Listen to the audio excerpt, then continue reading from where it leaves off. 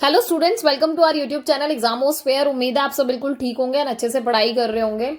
हमारी ये जो सीरीज चल रही है इंट्रोडक्शन टू पॉलिटिकल थ्योरी, आज हम बेसिकली यूनिट सेकंड को कवर करने वाले हैं।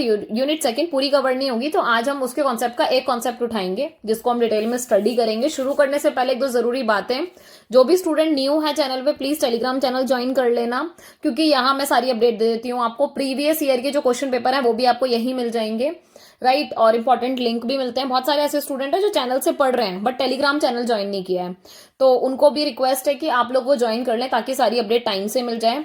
लाइक शेयर एंड सब्सक्राइब कर देना, शेयर कर दिया करो अपने सारे फ्रेंड्स को। ये जितने भी आप ये देख रहे हो ना कोर्सेज, ये ऑलरेडी कंप्लीट है चैनल पर। 6 कोर्स हैं, ये 7th चल रहा है जो ऑन गोइंग है, ठीक है। प्लेलिस्ट सबकी बनी हुई है, तो बहुत आराम से आपको इजीली सॉर्टेड मिलेगा, सब कुछ आराम से जाके चेक कर सकते हो, ठीक है। इसके अलावा सब्सक्राइब कर दिया करो चैनल को और लाइक कर देना जरूर से वीडियोस को।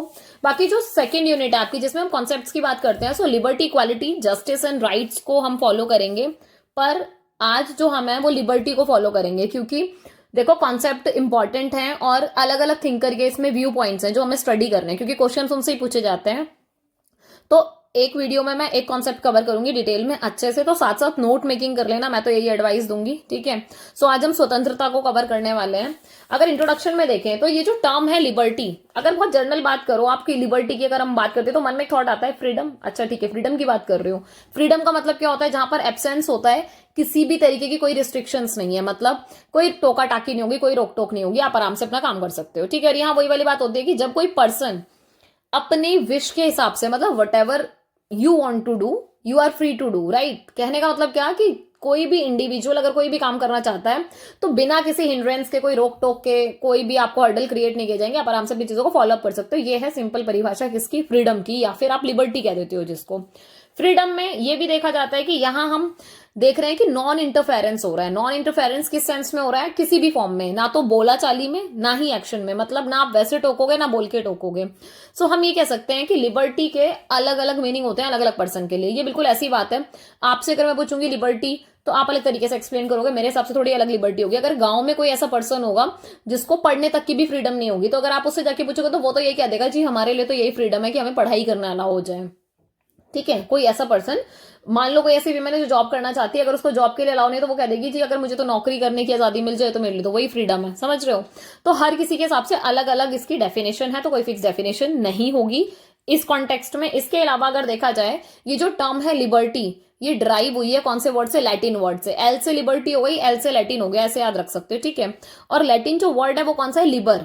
तो ये जो वर्ड है लिबर की बात कर रहे हैं हम, ठीक है। ये किस चीज को डिनोट कर रहा है? ये बता रहा है एब्सेंस ऑफ रिस्ट्रेंट, मतलब जहां पर क्या है, आपको किसी तरीके की क्या नहीं किया जा रहा, मतलब रोक नहीं लगाई जा रही किसी भी तरीके की। तो संयम की अनुपस्थिति, ये हिंदी में टर्म है, इसको लिख लेना हिंदी वाले स्टूडेंट्स।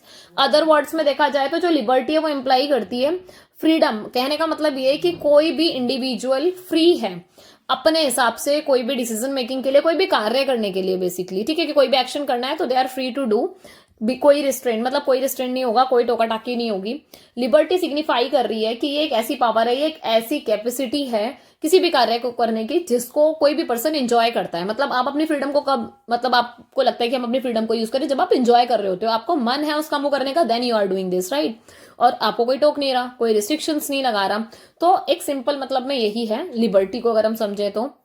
लिबर्टी को अब अथॉरिटी के साथ समझने की कोशिश करो कि स्वतंत्रता और अधिकार, इनके क्या कॉन्सेप्ट्स हैं। तो ऐसा कहा जाता है कि जो लिबर्टी है, देखो एक सीधी सी बात है कि लिबर्टी को एंजॉय कौन करता है? मैन, क्योंकि मैन एक रैशनल बीइंग है, क्योंकि वो अपनी रैशनैलिटी का, अपनी तार्किकता का प्रयोग करता है ना, अपने दिमाग का, लॉजिक लगाता है, रीजनिंग लगाता है। तो जब कोई भी इंसान एज अ इंडिविजुअल लिबर्टी को फॉलो कर रहा है, तो इसका मतलब क्या है कि आप ये कोशिश कर रहे हो कि लिबर्टी का कॉन्सेप्ट अगर आप यूज कर रहे हो अपनी सोसाइटी में, तो वहां जितने भी लोग रह रहे हैं आप उनको परस्यू करने दे रहे हो कि आपके जो भी रैशनल ऑब्जेक्टिव्स हैं, आइडियल जो ऑब्जेक्ट्स हैं, आप उनको फुलफिल करो। आ रही है बात समझ में? कहने का मतलब, आपको अगर लगता है कि हाँ आपको कोई कार्य करना है और अगर वो रैशनल है, आप किसी और को हार्म नहीं कर रहे हो, आपका वो एक्शन किसी और की फ्रीडम को हार्म नहीं कर रहा, तो आप आराम से एंजॉय करो यार, क्या दिक्कत है, ठीक है। बारकर एक थिंकर है आपके, आप इसको इंट्रोडक्शन में या फिर आप ऐसे नॉर्मल जब लिबर्टी और अथॉरिटी की आप वो हेडिंग डालोगे तो इसको यूज कर सकते हो बारकर को। वो ऑब्जर्व करते हैं कि लिबर्टी को अगर आप विद इन स्टेट देखोगे, मतलब एक स्टेट के अंदर देखोगे, तो वहां पर ना रिलेटिवली और रेगुलेटेड लिबर्टी को फॉलो अप किया जाता है। कहने का मतलब रूल एंड रेगुलेशन वाली लिबर्टी, आपको फ्रीडम होगी पर कुछ लिमिटेड चीजों में, ऐसा भी नहीं कि कुछ भी कर लोगे आप, और ऐसा भी नहीं कि बिल्कुल ही नहीं करने दिया जाएगा, तो कुछ लिमिटेड एस्पेक्ट्स में रिस्ट्रिक्शंस मानी जाएगी, ठीक है। और ये कॉमन मेजर्स हैं जो फॉलो अप किए जाते हैं लिबर्टी के। और देखो कॉमन मेजर कौन से हैं जो सबके लिए पॉसिबल हैं, मतलब अगर मान लो कि जैसे अब आप इंडिया कॉन्टेक्स्ट में बात करो, रिलीजन के कॉन्टेक्स्ट में हम लिबर्टी देते हैं कि भाई आपको अपने रिलीजन के हिसाब से जो भी आपको पूजा करनी है, जो भी उपासना करनी है, जो भी चीजें हैं आप आराम से कर सकते हो, तो यार ये अलाउ है, सिंपल सी बात है, ठीक है। बट अगर धर्म के नाम पर कोई मतलब ऐसे हिंसा, मतलब ऐसी कोई एक्टिविटीज हो रही है जिससे हिंसा भड़क रही है, फिर वायलेंस हो रहा है, तो यार उस चीज को तो रोका जाएगा। तो वो यही कह रहे हैं कि जो कॉमन मेजर है जो सबके लिए पॉसिबल है, आप उसको तो अलाउ कर रहे हो इसमें, ठीक है। उसको एक डिटरमाइन करके, डिफाइन करके, जैसे हमने डिफाइन कर दिया कि आप अपने रिलीजन के हिसाब से जो भी आपके रिचुअल्स हैं आप वो फॉलो अप कर सकते हो, पर शर्त यही है, आपने कॉमन तो ये लगा दिया कि सब फॉलो कर सकते हैं, पर इसमें थोड़ी सी रिस्ट्रिक्शन क्या ऐड कर दी कि जी वायलेशन नहीं होगा, या फिर आप ऐसी कोई हरकत नहीं करोगे जिससे कोई दूसरा धर्म को आप डिसरिस्पेक्ट कर रहे हो, राइट। क्योंकि अगर डिसरिस्पेक्ट होता है तो फिर यार दूसरा धर्म भड़केगा और ऐसे में क्लैशेस होंगे, तो कहीं ना कहीं आप पैदा कर रहे हो ना उस चीज को, तो you need to understand this as well. इसके अलावा by need of each to enjoy similar and equal liberty with other. देखो ये बहुत सिंपल कॉन्सेप्ट है कि जब आप लिबर्टी की बात करो, आप इंजॉय करो अपनी लिबर्टी, मैं अपनी इंजॉय कर रही हूं, पर आप और मैं इस चीज का ध्यान रखें कि जब हम अपनी लिबर्टी को यूज कर रहे हैं, एंजॉय कर रहे हैं, तो इस चक्कर में हम किसी और की लिबर्टी को तो हार्म नहीं कर रहे हैं, तो आपको इक्वल लिबर्टी को फॉलो करना है अदर्स के साथ, ठीक है। इसके अलावा by the need of all to enjoy the specific liberty of realising specific capacity. ये किसकी बात हो रही है कि मान लो अगर किसी को स्पेसिफिक लिबर्टी दी गई है तो डेफिनेटली उस पर्सन के पास स्पेसिफिक कैपेसिटी भी होगी, मतलब एक क्षमता होगी, तभी आप वो स्पेशल प्रिविलेज फॉलो कर रहे हो। आ रही है बात समझ में? ये बिल्कुल ऐसी बात है कि मान लो कि अगर कोई पर्सन है आर्मी में है, ठीक है, वो पेपर क्लियर करके गया है उसमें, ठीक है, तो वो वहां की चीजों को फॉलो अप कर पा रहा है, या फिर एक बहुत सिंपल सा एक फंडा है, जैसे आप ये देखते हो कि आर्मी वालों के पास ना कैंटीन का कार्ड होता है उनका खुद का, तो यार वो उनके पास वो क्षमता है, वो उस वाली कैंटीन में जाकर एक्सेस कर सकते हैं क्योंकि उनके पास कार्ड है। तो आप समझ पा रहे हो कि वो स्पेसिफिक कैपेसिटी है उनके पास, उन्होंने वहां ज्वाइन किया हुआ है अपनी मेहनत के बल पर, क्योंकि आप और मैं जाकर नहीं खरीद पाएंगे। वो बात अलग है कि हम जुगाड़ से चले जाते हैं कि हाँ हमारे रिलेटिव्स होते हैं, हमारे फ्रेंड्स होते हैं, तो हम उनके थ्रू जाते हैं, मैं उसकी बात नहीं कर रही, एक सिंपल कॉन्सेप्ट की बात कर रही हूँ कि जिसके नाम पर कार्ड है यार वही बंदा बाय कर सकता है वहां से, ऐसा नहीं है कि आम जनता भी खरीद पाएगी। सिंपल क्यों? क्योंकि वो स्पेसिफिक कैपेसिटी क्यों मिली? क्योंकि स्पेसिफिक लिबर्टी के कॉन्टेक्स्ट में वो वर्क कर रही है, राइट। अच्छा, इसके अलावा रेगुलेशन ऑफ लिबर्टी की बात करते हैं, तो यहां पर बात हो रहा है जब आप रिकॉग्निशन दे रहे हो किसको? अथॉरिटी को। और ये रिकॉग्निशन कौन दे रहा है? इंडिविजुअल दे रहा है ना स्टेट्स में। कहने का मतलब ये कि एक राज्य में जब हम सब रह रहे हैं एक स्टेट में, तो यार जितने भी इंडिविजुअल है अपने स्टेट की बात मानता है ना, और स्टेट को हम सभी तो क्रिएट कर रहे हैं ना इंडिविजुअली कहीं ना कहीं। तो यहां पर वही बात की जा रही है कि स्टेट इस चीज का बहुत ध्यान रखता है कि आपको लिबर्टी मिले तरीके से, ऐसा नहीं कि अनलिमिटेड तरीके से। तो वो यही कह रहे हैं if the liberty of individual can not be permitted to be absolute. Absolute समझते हो? 100% की बात हो रही है कि अगर पूरी की पूरी आपको नहीं मिल रही है लिबर्टी, मान लो आपको पूरी लिबर्टी नहीं दी जा रही है, तो हम वो यही कह रहे हैं तो क्या हम जो स्टेट की अथॉरिटी है क्या हम उसको अलाउ कर सकते हैं कि क्या वो एब्सोल्यूट हो जाएगी? नहीं, वो भी एब्सोल्यूट नहीं हो सकती। क्यों? क्योंकि कॉन्फ्लिक्ट अराइज होएगा ना, फिर इसकी वजह से कॉन्फ्लिक्ट किसके बीच में होगा? लिबर्टी और अथॉरिटी। क्योंकि अथॉरिटी कहेगी जी हम आपको पूरी 100% लिबर्टी नहीं देंगे, पूरी 100% लिबर्टी दे दी तो फिर तो आप कहीं भी आ सकते हो, कहीं भी जा सकते हो, किसी को भी हार्म कर सकते हो, तो लिबर्टी में थोड़ी सी रिस्ट्रिक्शन होगी। बट जबकि जो लिबर्टी वाला कॉन्सेप्ट है वो तो ये कहता है जी आजादी चाहिए पूरी तरीके से, कोई क्या रिस्ट्रिक्शन ना हो। तो ऐसे में ही ना फिर आप पढ़ते हो आगे जाके ना क्या होता है, स्प्लिट होता है लिबर्टी में, मतलब नेगेटिव और पॉजिटिव लिबर्टी को फिर देखते हैं, ठीक है। और यहाँ वो ये कि ये कॉन्फ्लिक्ट कहीं ना कहीं ऐसा है कि मतलब काफी अच्छे लेवल पर हम इसको पढ़ते हैं जब लिबर्टी और लाइसेंस की बात आती है, क्योंकि लाइसेंस क्या करता है? परमिशन तो दे रहा है पर रिस्ट्रिक्शंस के साथ दे रहा है, समझ रहे हो? तो यहाँ उसकी बात हो रही है। एक थिंकर है आपके राफेल, वो क्लियरली इस बात को कहते हैं कि no state has unlimited practical power to make any law that it please even though it may possess unlimited legal power. देखो बहुत सिंपल लैंग्वेज में एक बात कही इन्होंने कि किसी भी स्टेट के पास कोई भी ऐसे कानून बनाने की या कोई भी ऐसा लॉ बनाने की पावर नहीं है जिसमें मतलब ये कह दिया जाए कि हाँ भाई ये तो अब एब्सोल्यूट है। तो कहने का मतलब जब आप लिबर्टी को एब्सोल्यूट नहीं कर रहे ना, तो आप अथॉरिटी को भी एब्सोल्यूट नहीं करोगे, सिंपल सी बात है। ऐसा राफेल कह रहे हैं, ठीक है। ये बात सही है कि जो लेजिस्लेचर है किसी भी सेंस में अगर कोई भी लॉ बनाया, कोई भी पॉलिसीज बनाई, ठीक है, तो ये बात सही है कि भाई उनको और ज्यादा रिगार्ड देना पड़ेगा। They will have to pay more regard to political than legal possibilities. ये सिंपल सी बात ये हो जाती है कि मान लो कि ये बिल्कुल ना ऐसी बात है कि जहां पर अगर क्लैश आता है पॉलिटिकल और लीगल में भी, तो यार जो बंदा अपना पॉलिटिकल एस्पेक्ट से सोचेगा तो वो पॉलिटिकल चीजों को ज्यादा रिगार्ड दे देगा, ज्यादा मतलब क्या दे देगा, प्रीफरेंस दे देगा। ठीक है, तो यहाँ वही वाली बात हो जाती है कि देख रहे हैं कि भाई क्या चीज इफेक्टिवली वर्क कर रही है और क्या चीज लीगली वर्क कर रही है, क्योंकि कानूनन अलग चीजें फॉलो अप हो रही हैं और पॉलिटिकली अलग चीजें फॉलो अप हो रही हैं, तो यहाँ उनकी बात हो रही है। इसके अलावा एज स्टेट मेक्स, आपको ये पता है कि स्टेट कहीं ना कहीं लॉ बना रहा है, ठीक है, तो उनके पास ये पावर है कि वो क्या करेगा, इस लॉ को इंप्लीमेंट भी तो कराएगा। ठीक है, तो बाय कोर्शन फॉलो होता है। कोर्शन समझ रहे हो, जबरदस्ती। कहने का मतलब ये है कि अगर कोई कानून बन गया कि जैसे मान लो एक लॉ है कि राइट टू वोट 18+ को मिलेगा, तो सिंपल यार 17 वाला बंदा कहे कि नहीं जी मेरे को भी दो, मेरे को भी दो, तो उसको नहीं दिया जाएगा, क्योंकि कानून बन चुका है। तो ये कोर्शन है कि इसको फॉलो अप इसी तरीके से किया जाएगा। ये बात सही है कि अगर लॉ को आपको बैक करना है, आपको लगता है कि कोई लॉ शायद अब काम में नहीं आ रहा है, जरूरत नहीं है, तो आप उसको बैक करोगे कैसे, सैंक्शन के थ्रू, सैंक्शन लगाया जाएगा। ठीक है, प्रतिबंध लगाओगे तब वो चीज रुकेगी, अदरवाइज वो चीज ऐसे ही फॉलो होगी। ठीक है, तो यहाँ पर स्टेट फ्री होता है ऐसे मेथड्स को यूज करने के लिए, ताकि वो मेथड ऑफ कंपल्शन को क्रिएट कर पाए। क्योंकि यार सीधी सी बात है, अगर कानून बना दिया आप लागू ही नहीं करा पा रहे, तो दैट मीन्स कि आपके पास वो अथॉरिटी है, वो पावर किसी काम की नहीं है ना, क्योंकि लोग फॉलो नहीं कर रहे उसको। तो ये जो कंपल्शन है, ये कंप्राइजेज है एक तरीके से फिजिकल वेपन के रूप में भी, ना कि मॉरल वेपन के रूप में, क्योंकि ये मॉरली हमेशा इफेक्टिव नहीं होगा। मॉरली अगर आपको बोला जाए कि ये रूल है आपको फॉलो करना है, जैसे एक बहुत सिंपल सा रूल है, कौन सा, हेलमेट लगाने वाला। क्या हम सबको पता है कि हमें बाइक पे अगर जाना है, राइड करना है, तो हेलमेट लगाना चाहिए। मॉरली अगर आपसे बोला जाए कि नहीं लगाओ यार आपकी सेफ्टी के लिए, तो हम नहीं सुनते। ठीक है, फैशन भी मारना होता है हमें, या फिर कंफर्टेबल फील नहीं हो रहा होता है, फिर हम भूल जाते हैं, कई बार होता नहीं है, बहुत सारे हमारे पास एक्सक्यूजेस रखे रहते हैं। अल्टीमेटली पता आपको भी और हम उनको भी है, हम सबको पता है कि हमारी सेफ्टी के लिए। ठीक है, तो अब ऐसे में क्या है कि ये मॉरल वेपन की तरह वर्क करेगा, नहीं कर रहा। ये मोर इफेक्टिवली कैसे वर्क कर रहा है, फिजिकल वेपन की तरह। क्यों, क्योंकि वो चालान काटना शुरू करें, भाई हम तो लेके चलते हैं फिर, या फिर जाएंगे ही नहीं, राइड नहीं करेंगे मेट्रो, या फिर आप और अदर वे देखोगे ना जाने का। तो यहाँ वो वाली बात हो रही है। ठीक है, ये बात सही है कि इसको ही आप मतलब यही चीजें ज्यादा जस्टिफाइड तरीके से वर्क करती है ना, क्योंकि अगर आप मॉरल सपोर्ट दे रहे हो तो यार वो चीज वर्क नहीं करेगी। तो बहुत जरूरी है कि अगर आप लेजिटिमाइज कर दो किसी चीज को थोड़ा सा अदर तरीके से, मॉरल के अलावा, तो वो चीज ज्यादा फोर्सफुली वर्क करती है।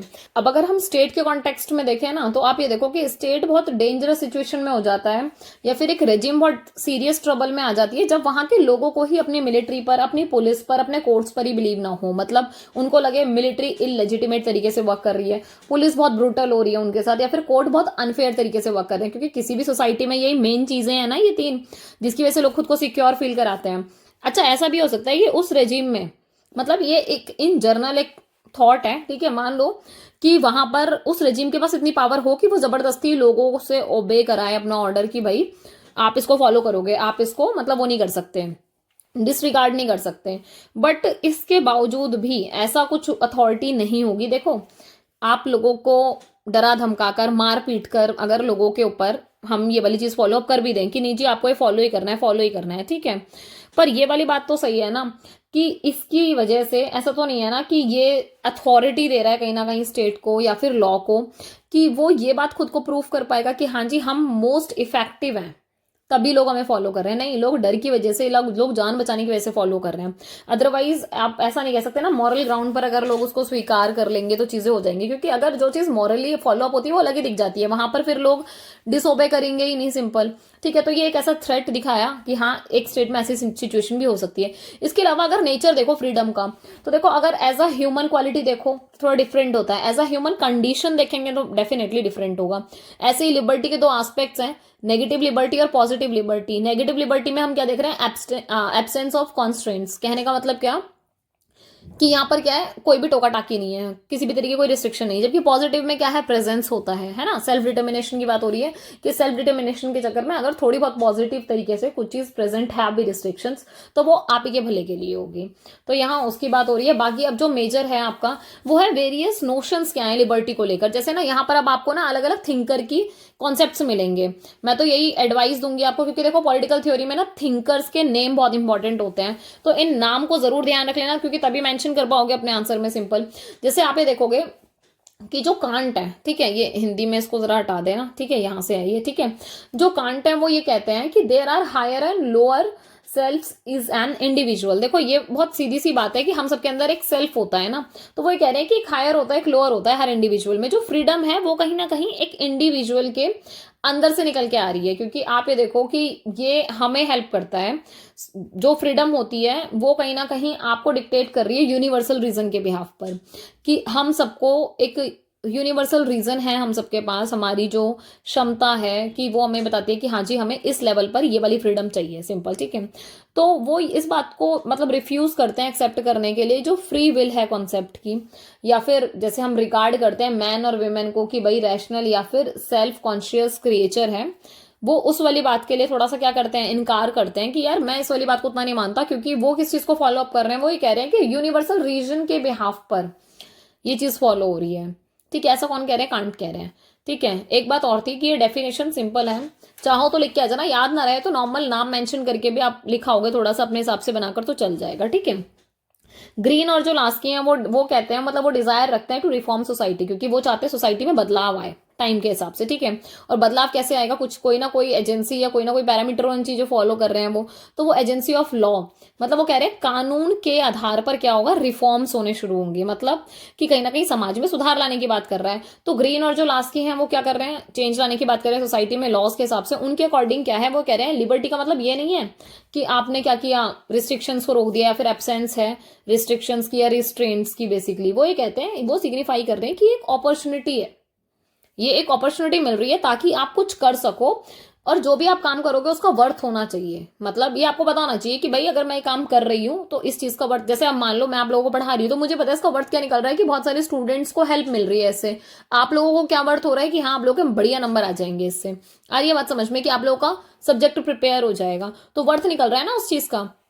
तो सिंपल सी बात है कि वो ये कह रहे हैं ग्रीन और ग्लास की, मतलब इनकी डेफिनेशन बहुत सिंपल और इजी है, तो आप इसको फॉलो कर सकते हो कि भैया लिबर्टी का मतलब खाली ये नहीं है कि आप कह रहे हो कि एब्सेंस हो जाए किसका, रिस्ट्रेंट्स का, वो ये कह रहे हैं कि भाई अपॉर्चुनिटी होनी चाहिए ताकि काम को किया जा सके। अच्छा, नेक्स्ट है लास्की के व्यूज, अगर आप देखोगे तो जो लास्की है वो ये कहते हैं कि जो लिबर्टी है उनके हिसाब से, I mean the eager maintenance of that atmosphere in which man have the opportunity to be their best selves। अच्छा, ये वो कह रहे हैं लास्ट की कि एक ऐसे एनवायरनमेंट की बात कर रहे हैं कि ऐसा एनवायरनमेंट मिले हमें ताकि एज अ मैन या फिर एज अ इंडिविजुअल आप अपने आप को बेस्ट बना सको, मतलब आप ऐसा एनवायरनमेंट प्रोवाइड करा रहे हो, ठीक है। इसके अलावा लिबर्टी को वो क्या कह रहे हैं कि ये प्रोडक्ट है राइट्स का, क्योंकि बिना राइट के आप अपनी लिबर्टी को यूज नहीं कर पाओगे, सिंपल सी बात है, ठीक है। तो बिना राइट के जो लोग मतलब कोशिश करते हैं विदाउट राइट, तो मतलब वो इन कानूनों को अनरिलेट करके रखेंगे, मतलब क्योंकि उनकी जो नीड है, जरूरत है पर्सनालिटी की, वो फुलफिल ही नहीं हो पाएगी। तो लिबर्टी को बहुत पॉजिटिव तरीके से लास्ट की रखते हैं, और वो ये कहते हैं कि लिबर्टी राइट्स के साथ बहुत अच्छे से आप यूज कर पाओगे, क्योंकि आपको अपना पर्सनल डेवलपमेंट करना है यहाँ पर, ठीक है। उन्होंने मिल का जो व्यू है लिबर्टी पर उसको क्रिटिसाइज किया, किसने, लास्की ने। वो ये कहते हैं कि जो लिबर्टी है वो कहीं ना कहीं इन्वॉल्व हो रही है नेचर में, ठीक है, कि भाई नेचर में ही रिस्ट्रेंट्स हैं, क्योंकि ये बात सही है कि वो सेपरेट कर रहे हैं फ्रीडम को, I use are not freedom to destroy the freedom of those whom I live. देखो यहाँ पर इन्होंने सेपरेट किया फ्रीडम को, वो यही कह रहे हैं कि भाई मतलब ये वो फ्रीडम नहीं है जिसको मैं यूज करता हूँ, क्योंकि अलग अलग तरीके से लोग यूज करते हैं। तो लास्ट की बहुत इंपॉर्टेंस देते हैं किस चीज को, जो रिलेशनशिप है इंडिविजुअल लिबर्टी का सोसाइटी के साथ, तभी ये राइट्स को भी फॉलो कर रहे हैं। ये कह रहे हैं लिबर्टी का सोसाइटी के साथ रिलेशनशिप बहुत इंपॉर्टेंट है। तो जो पर्सनल लिबर्टी है वो कह रहे हैं आप उसको एंजॉय नहीं कर सकते आइसोलेटेड होकर, क्योंकि आप ये सोचो कि भाई सोसाइटी से अलग हो गए आप, अब आपको अलग मतलब सोसाइटी से बाहर निकल गया कोई पर्सन, और आप कहते हो कि हाँ भाई अब आपको फ्रीडम है, अब आप कर लो जो करना है। यार बिना सोसाइटी के तो वो एंजॉय नहीं कर पाएगा, क्योंकि वो सारा इंफ्रास्ट्रक्चर, वो सारी फैसिलिटीज, वो सारी अपॉर्चुनिटीज बेसिकली जो ये एटमोस्फेयर की बात कर रहे हैं वो कहाँ मिल रही है, तो सोसाइटी में मिल रही है ना। तो सोसाइटी से आइसोलेट करके कैसे कर पाओगे। तो यहाँ लास्ट की ये बात करते हैं, लास्ट के एसोसिएट करते हैं लिबर्टी से कि जो अवेलेबिलिटी अपॉर्चुनिटीज की, मतलब जो भी मौके आपको अवेलेबल हैं कि आप अपनी पर्सनैलिटी का डेवलपमेंट कर सकते हो उसको अच्छे से यूज करो, क्योंकि उनका सिर्फ एक ही कहना है कि जो फ्रीडम है वो ये कह रहे हैं कि आप इसको एंजॉय कब कर सकते हो लिबर्टी को, जब आप मतलब अगर टोटल मतलब वही वाली बात है, जब आप इन्वायरमेंट को एंजॉय कर रहे हो और आपको ऐसा रास्ता मिल रहा है जहां पर आप क्या कर सकते हो, मतलब टोटल अगर आप ये देखोगे ना इन सम में देखोगे कि इन देयर सम अगर आप ऐसा पाथ फॉलो कर रहे हो जहां पर आप अपना बेस्ट सेल्फ को क्या कर सकते हो, अटेन कर सकते हो। हम सबकी एक क्षमता होती है जिसको आप अटेन करने के लिए एक आपको एनवायरमेंट चाहिए होता है, अगर आपको वो मिल रहा है तो वही फ्रीडम है उनके हिसाब से। तो वो कहते हैं कि जो अपॉर्चुनिटी है, जो हिस्ट्री ने हमें शो किया, वो बहुत असेंशियल है, क्योंकि बिना इसके आपकी पर्सनैलिटी का डेवलपमेंट भी नहीं हो सकता। लास्ट के डिस्क्राइब करते हैं नेचर के बारे में, वो कहते हैं जो 3 टाइप की जो लिबर्टी है उसके बारे में थोड़ा सा वो डिस्क्राइब करते हैं। जैसे प्राइवेट लिबर्टी है, प्राइवेट लिबर्टी वो कहते हैं ये एक ना नेगेटिव थिंग है, क्योंकि आप इसमें बहुत ज्यादा डेवलपमेंट नहीं कर पाओगे, एटमॉस्फेयर वगैरह एंटर नहीं हो पाएगा इसमें। और वो कहते हैं पॉलिटिकल और जो इकोनॉमिक लिबर्टीज हैं उसमें कहीं ना कहीं क्या सोशो इकोनॉमिक कंडीशंस की जरूरत होती है, क्योंकि आप जब सोशो इकोनॉमिक कंडीशन को फुलफिल कर रहे होते हो, है ना, तो ये कहीं ना कहीं पॉजिटिव हो जाता है नेचर में, क्योंकि यहाँ पर थोड़ा इंटरडिसिप्लिनरी हो गया, ये आइसोलेटेड फॉर्म में कैसे कर पाओगे आप। तो ये डिस्क्राइब किसने किया, लास्की ने किया। इसके अलावा लास्की मेंशन करते हैं कि जो पॉजिटिव कंडीशन है जिसको जो जरूरत है लिबर्टी को रियलाइज करने के लिए, उनमें वो कुछ कुछ पॉइंट्स देते हैं। वो कहते हैं कि ना सबसे पहले एब्सेंस होना चाहिए स्पेशल प्रिविलेजेस का, कि आप विशेष अधिकारी मत दो, ठीक है, क्योंकि जो फ्रीडम है वो कभी भी एग्जिस्ट नहीं करेगा स्पेशल प्रिविलेजेस के साथ, क्योंकि स्पेशल प्रिविलेज देते ही क्या होगा कि वो बंदा ना रिस्ट्रिक्ट हो जाएगा। आ रही है बात समझ में? अच्छा, इसके अलावा जो स्पेशल प्रिविलेज है उसकी वजह से फ्रस्ट्रेशन होगी फिर एक पर्सन को, ठीक है, या फिर जो उनकी हैबिट है क्रिएटिवनेस की वो कहीं ना कहीं खत्म हो जाएगी, क्योंकि वो अपनी रैशनैलिटी को यूज नहीं कर पाएंगे, उनकी जो क्रिएटिविटी है अंदर की स्किल, क्योंकि क्रिएटिविटी कब एक्टिव होती है बहुत ज्यादा, जब आपके सामने बहुत सारी प्रॉब्लम्स आ रही होती हैं या फिर बहुत सारे ऐसे पजल्स होते हैं जिनको आपको सॉल्व करना होता है। जब आपको यार स्पेशल प्रिविलेज ही मिल गया तो कोई प्रॉब्लम ही नहीं आएगी उस तरीके से, तो आप क्रिएटिविटी जो है आपकी वो चली जाएगी, ठीक है। तो पीपल अपनी एबिलिटी को खो देते हैं कहीं ना कहीं, और वो रियलाइज करना बंद कर देते हैं अपने खुद के गुड के लिए, क्योंकि उनको ये लगता है कि यही वाली जो दुनिया है यही बेस्ट है, ठीक है। प्रेजेंस ऑफ राइट की बात हो रही है, देखो राइट्स को ये हमेशा लिबर्टी के साथ राइट को कौन जोड़ रहे हैं, लास्ट की जोड़ रहे हैं, तो इस चीज को ध्यान रख लेना। तो वो कहते हैं कि लिबर्टी को आप तभी एंजॉय कर सकते हो जब राइट होंगे प्रेजेंट, ठीक है। मान लो राइट मत दो और कह दो लिबर्टी है, क्या बात की लिबर्टी भाई, जब राइट ही नहीं दिए तो राइट दोगे तभी तो लिबर्टी एंजॉय करूंगी ना, सिंपल सी बात है, ठीक है। तो ये आपस में क्या है, दोनों मिले हुए हैं, क्या, राइट और लिबर्टी। अच्छा, इसके अलावा वो ये कह रहे हैं कि जो लिबर्टी है वही, मतलब वो कह रहे हैं कि जो लिबर्टी है वो कहीं ना कहीं डिपेंड है राइट के ऊपर, क्योंकि ये हेल्प करती है आपको प्लेजर क्रिएट करने में, क्योंकि ये इंटरडिपेंडेंट है ना आपस में। तो ये उस तरीके से समझ सकते हो आप इसको। और ये ड्यूटी है एक स्टेट की कि वो मेंटेन करे इक्वल राइट्स को भी अपनी सोसाइटी में, अपने स्टेट्स में। इसके अलावा थर्ड है रिस्पॉन्सिबल गवर्नमेंट, क्योंकि गवर्नमेंट जब तक रिस्पॉन्सिबल नहीं होगी कार्य बढ़िया नहीं होगा, ठीक है। तो काम को अगर करना है तो जो एक रिस्पॉन्सिबल गवर्नमेंट होती है वही एक सोशो इकोनॉमिक और पॉलिटिकल कंडीशन को क्रिएट कर सकती है जो भी जरूरत है लोगों को, ताकि वो अपने राइट्स को और लिबर्टी को रियलाइज कर पाए या यूज कर पाए बेसिकली, ठीक है। तो ये थे आपके लास्की के व्यू पॉइंट। क्वेश्चन में अगर पूछता है लास्की के व्यू पॉइंट तो इनको अच्छे से एलैबोरेट करके लिख के आना। सेकंड है आपका व्यूज ऑफ मैकफर्सन। अब देखो मैकफर्सन के व्यूज पूछे जाते हैं, क्वेश्चंस में बनते हैं, इसलिए मैंने अलग अलग थिंकर का क्रिएट किया है, तो इसको ध्यान से पढ़ लेना, ठीक है। मैकफर्सन कहते हैं कि जो पॉजिटिव लिबर्टी है वो कहीं ना डेवलपमेंटल लिबर्टी है। वो ये कहते हैं कि जो डिवीजन है, ठीक है, वो बेटर मार्क हो सकता है अगर हम चेंज कर दें जो पॉजिटिव लिबर्टी है उसको, मतलब वो नाम को ही चेंज करने की बात करें कि आप पॉजिटिव लिबर्टी ना कहकर अगर आप इसको डेवलपमेंटल लिबर्टी कह दो, तो कहीं ना कहीं जो डिवीजन है ना वो थोड़ा और बेटर तरीके से निकल के आएगा। मैकफर्सन डिफाइन करते हैं कि जो पॉजिटिव लिबर्टी है वो तो कहीं ना कहीं क्या कर रही है, जो फुल ह्यूमन बींग है उसके एक्शन को दिखाना चाह रही है। जो मैन है वो पॉजिटिव लिबर्टी को वर्चुअली सेम उस तरीके से फॉलो अप करता है जैसे वो ये कह रहे हैं कि I have called a man's power in the developmental sense. Simple सी बात है कि वो ये कह रहे हैं कि जिस तरीके से मतलब विकास के कॉन्टेक्स्ट में, मतलब डेवलपमेंट के कॉन्टेक्स्ट में अगर कहा जाए कि एक ह्यूमन की पावर या एक मैन की पावर को रिलेट कर रहे हैं, इसी तरीके से वो कह रहे हैं कि पॉजिटिव लिबर्टी भी रिलेट हो सकती है। अच्छा, मैकफर्सन कभी भी एक्सेप्ट नहीं करते किस चीज के बीच में डिवीजन, नेगेटिव और पॉजिटिव लिबर्टी के बीच में। अच्छा, ये भी बहुत समझने वाली बात है कि हर कोई इस डिवीजन को एक्सेप्ट नहीं करता, हर कोई इस डिवीजन की बात नहीं करता।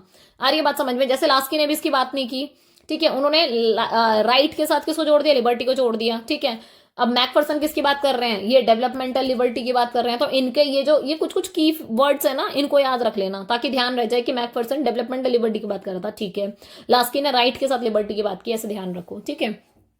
ये कहते हैं कि अगर मेंटेन करते हैं दैट नेगेटिव लिबर्टी जो है वो कहीं ना कहीं एब्सेंस है ऑफ एनी एक्सट्रैक्टिव पावर। कहने का मतलब है कि जो भी एक्सट्रैक्टिव पावर है ये उसको रोकती है नेगेटिव लिबर्टी, है ना, तो यहाँ उसको पॉइंट आउट कर रहे हैं। अच्छा, कुछ पॉइंट देते हैं किस चीज के, पॉजिटिव लिबर्टी के, ये क्योंकि डिफरेंस तो इनके हिसाब से एग्जिस्ट ही नहीं करता। वो कहते हैं कि लिबर्टी का मतलब ये नहीं है कि आपने बात कर ली कि जी कोई रिस्ट्रेंट नहीं होगा, एब्सेंस ऑफ रिस्ट्रेंट हो जाएगा, कि कोई टोका टाकी नहीं होगी। वो कहते हैं इसका मतलब ये है कि यहाँ पर प्रेजेंस होगा सोशो इकोनॉमिक और political condition without which can not be realised. Simple सी बात है, अगर लिबर्टी चाहिए और सोशो इकोनॉमिक कंडीशन ही नहीं है तो भाई बंदा कैसे लिबर्टी यूज कर पाएगा। तो यूज करने के लिए तो यही सारी चीजें चाहिए ना उसको, एटमोस्फेयर के अंदर सोशल इकोनॉमिक पॉलिटिकल ये सारे एस्पेक्ट्स हमेशा रहेंगे, ठीक है। इसके अलावा जो ऑब्जेक्ट है लिबर्टी का, वो ये कहते हैं कि ये कहीं ना डेवलपमेंट ऑफ मैन के लिए जरूरी है, क्योंकि एक मैन क्या है, सोशल बींग है, ठीक है, सामाजिक प्राणी है, आदमी है जो, तो उसके बेनिफिट के लिए यार लिबर्टी बहुत जरूरी है। वो ये कहते हैं कि विदाउट प्रॉपर अपॉर्चुनिटीज, अगर आप प्रॉपर अपॉर्चुनिटी नहीं दे रहे लोगों को, सोशल कंडीशंस नहीं दे रहे ताकि वो अपनी लिबर्टी को रियलाइज कर पाए, तो कोई फायदा नहीं हो पाएगा उस चीज के लिए, ठीक है। राइट्स को वो ये कह रहे हैं कि ये नेसेसरी है किस चीज के लिए, लिबर्टी के लिए। अब यहाँ एक बात समझ में आ रही है, मैकफर्सन भी लास्ट की जैसे कुछ कुछ व्यू पॉइंट्स को फॉलो अप कर रहे हैं, क्या कि जो राइट्स हैं वो भी जरूरी है लिबर्टी के लिए, क्योंकि ये रिलेट करते हैं जस्टिस के लिए, मोरालिटी के लिए और इक्वालिटी के लिए। अब यहाँ एक नया कॉन्सेप्ट नजर आ रहा है, इक्वालिटी, जस्टिस, मोरालिटी। तो इस तरीके से ना अपने नोट्स में जरा इन वर्ड्स को मार्क कर देना, सारी खिचड़ी मत बना के आ जाना कि किसी के किसी में लिख के आ जाओ, ठीक है। तो राइट्स को नेसेसरी मान रहे हैं लिबर्टी के लिए, पर रिलेट भी कर रहे हैं जस्टिस, मोरालिटी और इक्वालिटी से। अच्छा, इसके अलावा वो कहते हैं स्टेट की ड्यूटी है कि वो पॉजिटिव कंडीशन लोगों को बना के दे ताकि लोग अपनी लिबर्टी को रियलाइज कर पाए ज्यादा से ज्यादा, ठीक है।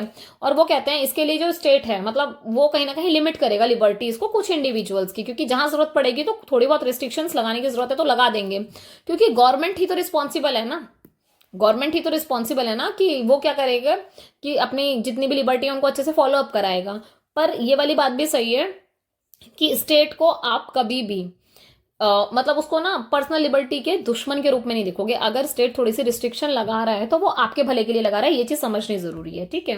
अच्छा, व्यूज जेएस मिल के पढ़ो। अब हम थर्ड थिंकर पढ़ रहे हैं तो मिल सपोर्ट करते हैं नेगेटिव लिबर्टी को, ठीक है। साथ साथ वो ये भी कहते हैं, मतलब कभी कभार उनके थॉट में जैसे वो पॉजिटिव जो व्यू हैं स्टेट के उसको भी सपोर्ट कर देते हैं। मिल जब लिख रहे थे अपने 19th सेंचुरी में, तब वो नेगेटिव लिबर्टी के मतलब काफी, मतलब ऐसा कहा जाता है कि एक होता है ना कि उन्होंने बहुत ज्यादा अपोज किया था किस चीज का, नेगेटिव लिबर्टी का। मिल ओपिन करते हैं that there may be possibility of tyranny of the majority. वो ये कहते हैं कि ऐसा हो सकता है कि पॉसिबिलिटी हमेशा रहे कि जो मेजोरिटी है वो क्या करेगा, अपनी ना हमेशा टायरनी स्टैब्लिश कर देगा, मतलब डोमिनेशन स्टैब्लिश कर देगा ओवर माइनॉरिटीज के ऊपर, ठीक है। तो यहाँ पे क्या होगा कि जो लिबर्टी है माइनॉरिटीज की वो कहीं ना कहीं वैनिश हो जाएगी या फिर उसका खात्मा हो जाएगा। तो उनके हिसाब से क्या है कि मतलब जैसा उनको लगता है कि डेमोक्रेसी से, मतलब मान लो कि डेमोक्रेसी आ गई, तो डेमोक्रेसी के आने से मतलब ये नहीं हो गया कि जो हर इंडिविजुअल है उसकी लिबर्टी को आप प्रोटेक्ट कर रहे हो। ऐसा नहीं है कि डेमोक्रेटिक कंट्री में भी यही तो डर है कि डेमोक्रेटिक कंट्री है, मेजोरिटी को आप हमेशा वैल्यू कर देते हो, माइनॉरिटीज हमेशा दब जाते हैं ना, तो इस चीज का थोड़ा सा डर रहता है। माइनॉरिटीज में take away the liberties of the minorities. अच्छा, ये वाली बात भी सही है कि ऐसा भी कहा जाता है कि माइनॉरिटीज की जो फ्रीडम है या फिर जो क्या स्वतंत्रता की बात हो रही है ना, वो कहीं ना कहीं छीन सकती है, क्योंकि जो लिबर्टी इंडिविजुअल की है वो प्रोटेक्ट होगी किसके against, against interference of democratic state. क्योंकि आप अगर मान लो कि मैंने आपको दे दी फ्रीडम, पर अगर मैं इंटरफेरेंस भी करे जा रही हूँ बहुत सारी रिस्ट्रिक्शंस लगा रही हूँ, मतलब कि आप अपना डेवलपमेंट भी नहीं कर पा रहे, तो उसका कोई मतलब नहीं रहेगा, राइट। रिस्ट्रिक्शंस हो लिमिटेड और जरूरत के हिसाब से वो मेंटेन करते हैं कि जो सोशल कलेक्टिविटी है या फिर जो सोसाइटी में जो टायरनी स्टैब्लिश होती है तो may tyrannise over the separate individual who compose it. Simple सी बात है, वो ये कह रहे हैं कि ऐसा भी हो सकता है कि या तो कोई ग्रुप हो बेसिकली या फिर वो पूरी सोसाइटी ही, वो भी क्या हो सकती है, मतलब वो ऐसी हो सकती है जो टायरनाइज हो या फिर जो अत्याचार करे किसके ऊपर, अलग अलग लोगों के ऊपर या फिर जो माइनॉरिटीज हैं उनके ऊपर। तो यहाँ पर वो वैल्यू की बात कर रहे हैं, वो कह रहे हैं कि मिल इंडिविजुअलिज्म को बहुत फॉलो कर रहे हैं, क्योंकि उनको सिर्फ इसी चीज का डर है कि आप जब रिस्ट्रेंट लगा देते हो दोनों साइड से, जैसे डेमोक्रेटिक स्टेट हो गया या सोसाइटी हो गई, यहाँ पर सबसे ज्यादा खतरा जो रहता है ना वो इंडिविजुअल की लिबर्टी का रहता है। तो उनके लिए जो मेन कंसर्न है वो क्या है, इंडिविजुअल की लिबर्टी, किसके लिए, जेएस मिल के लिए। नेगेटिव लिबर्टी कॉन्टेक्स्ट में वो यही कहते हैं कि यहां पर एब्सेंस है किस चीज का, एक्सटर्नल रिस्ट्रेंट्स का, मतलब बाहर से कोई रिस्ट्रेंट्स नहीं लग रहा है यहाँ पर, ठीक है। जो सपोर्टर है नेगेटिव लिबर्टी के, जैसे जॉन लॉक हैं, एडम स्मिथ हैं, हर्बर्ट स्पेंसर्स हैं, ये भी इस चीज को सपोर्ट करते हैं। ये भी इस ओपिनियन को देते हैं कि जो स्फेयर है स्टेट का, स्टेट की जो एक्टिविटी का है वो रिस्ट्रिक्टेड होना चाहिए, पर नैरोएस्ट पॉसिबल लिमिट्स के साथ। कहने का मतलब रिस्ट्रिक्शन हो पर कम से कम, मतलब जितनी कम रिस्ट्रिक्शन होंगी उतना ज्यादा बढ़िया होगा, राइट। नेगेटिव लिबर्टी इंडिकेट करती है जोन ऑफ नॉन इंटरवेंशन। कहने का मतलब क्या कि यहाँ पर क्या है कि दखलंदाजी नहीं हो रही, हस्तक्षेप नहीं हो पा रहा, ठीक है। तो वहां वो कह रहे हैं गैर हस्तक्षेप के क्षेत्र की बात कर रहे हैं। जैसे FA है, क्या कहते हैं, ये थिंकर है आपके, ठीक है। वो ये कहते हैं कि जो इंडिविजुअल है उनके पास कहीं ना कहीं प्राइवेट स्फेयर हमेशा रहता है। जैसे हम सबके पास एक प्राइवेट स्फेयर है कि हमें कितनी फ्रीडम होगी, पर हम सब एक प्राइवेट जोन को क्या कर रहे हैं, एंजॉय कर रहे हैं, ठीक है। Which others can not interfere, और वो प्राइवेट स्फेयर ऐसा होगा जिसमें दूसरा इंटरफेयर नहीं कर पाएगा, सिंपल सी बात है, राइट। तो ये वो वाली बात हो गई कि आपको लिमिटेड तरीके से कुछ चीजों के ऊपर रिस्ट्रिक्शन मिलेगी पर कुछ आपका प्राइवेट रहेगा, ठीक है। उनके हिसाब से जो गवर्नमेंट है, बेस्ट गवर्नमेंट वही होती है जो गवर्न करती है सबसे कम, मतलब best government is that government is the best which governs the least. वो सबसे बढ़िया गवर्नमेंट जो कम से कम शासन करे, ठीक है, कम से कम रिस्ट्रिक्शंस लगाए, कम से कम रूल रेगुलेशन बनाए। अच्छा, इसके अलावा जो सपोर्टर्स हैं नेगेटिव लिबर्टी को, ये बिलीव करते हैं कि जितने ज्यादा लॉ होंगे उतनी ही कम लिबर्टी अवेलेबल होगी लोगों के लिए, इंडिविजुअल के लिए। तो जितने कम लॉ होंगे उतने ज्यादा बढ़िया होगा। फ्रीडम्स की बात करें तो अगर वो फ्रीडम में थॉट, स्पीच, रिलीजन, प्रॉपर्टी, वो कह रहे हैं इनको कभी रिस्ट्रिक्ट मत करो। अगर आप बात करते हो फ्रीडम दे रहे हैं तो भैया इन सब पे रिस्ट्रिक्शन नहीं होनी चाहिए। इसके अलावा फ्रेंचाइज शुड बी यूनिवर्सल, कहने का मतलब मत अधिकार, जो राइट टू वोट की बात हो रही है वो यूनिवर्सल होना चाहिए। अगर आप बात कर रहे हो तो मैन, विमेन, चाहे रेस कोई भी हो, सेक्स कोई भी हो, रिलीजन कोई भी हो, कोई भी कास्ट हो, कोई भी क्या डिस्क्रिमिनेशन नहीं होगा, यूनिवर्सल होना चाहिए सभी के लिए। नेक्स्ट आपके थिंकर है, आई थिंक ये फोर्थ थिंकर है, व्यूज ऑफ इजाया बर्लिन। इजाया बर्लिन ने पॉलिटिकल जो लिबर्टी है उस सेंस में उन्होंने कहा, जैसे वो नेगेटिव वाले सेंस में थोड़ा सा कहा, उन्होंने एक्सप्लेन किया कि जहां पर मैन जो है वो एक्ट कर सके अनऑब्स्ट्रक्टेड बाय अदर। कहने का मतलब ये कि अगर कोई भी, मतलब ये एक ऐसे एरिया की बात कर रहे हैं पॉलिटिकल लिबर्टी में कि वो एरिया जहां पर जो एक ह्यूमन है वो दूसरों के द्वारा, मतलब अगर कोई ऑब्स्ट्रक्ट कर रहा है तो वो वाली प्रॉब्लम ना क्रिएट हो। समझ रहे हो कि अगर इसको बहुत सिंपल लैंग्वेज में समझा जाए, वो बात कर रहे हैं कि जहां पर रिस्ट्रिक्शंस ना हो, वो कहते हैं कि जहां पर एब्सेंस है कोर्शन का, कि कोई जोर जबरदस्ती नहीं है, वही बेस है लिबर्टी का। वो कहते हैं यू लैक पॉलिटिकल लिबर्टी और freedom only if you are prevented from attaining a goal by human being. वो सिंपल एक लैंग्वेज कहते हैं, वो मतलब एक बात कहते हैं अपनी स्टेटमेंट में कि आपके पास जो पॉलिटिकल लिबर्टी होगी या फिर जो फ्रीडम होगी उसकी जो कमी होगी ना, या फिर आपको जब उसका लैक महसूस होगा, वो तभी होगा जब आपको लगे कि कोई दूसरा ह्यूमन ही आपको आपके गोल अचीव नहीं करने दे रहा। अदरवाइज अगर मान लो कोई आपको रोका रोका राकी नहीं हो रही है, रोका टाकी नहीं हो रही है, तो फिर आप क्या कर लोगे, बिना रिस्ट्रिक्शंस के काम कर रहे हो तो आपको कभी महसूस ही नहीं होगा कि आपके पास लैक है लिबर्टी का। तो इजाया बर्लिन ये कहते हैं कि जिस दिन आपको ऐसा महसूस हो गया कि आपको लैक हो रही है पॉलिटिकल लिबर्टी, इसका मतलब ये है कि कोई ना कोई ह्यूमन आपको आपके ही गोल अचीव करने से, अटेन करने से रोक रहा है, ठीक है।